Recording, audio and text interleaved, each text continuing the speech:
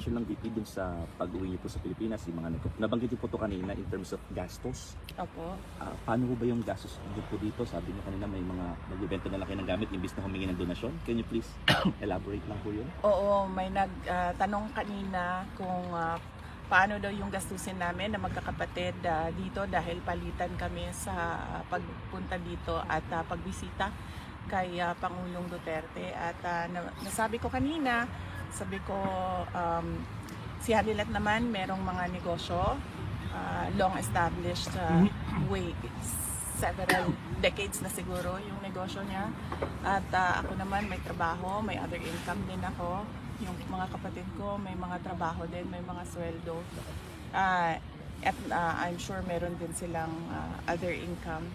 So, ang arrangement namin ay KKB o kanya-kanyang bayan. Hindi namin napapag-usapan. Hindi rin kami naghihingian ng pera. Napag-usapan namin na hindi tumanggap ng donasyon at hindi humingi ng tulong.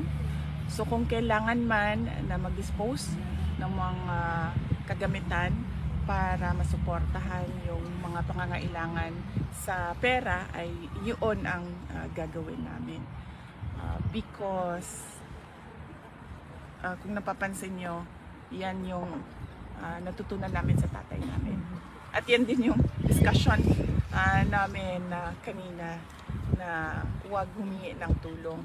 But yun yung prinsipyo niya, pero hindi yun yung makakatulong sa kanya sa loob. Kasi sa loob, kailangan mo sabihin kung ano yung mga pangangailangan mo at ano yung nararamdaman mo, yung mga ganon. Sa doktor, like masakit ang ulo ko, hindi mo dapat tinatago, sinasabi mo, sasabihin mo sa guard, kailangan ko ng shaving cream, so ganon, mga ganon na mga bagay.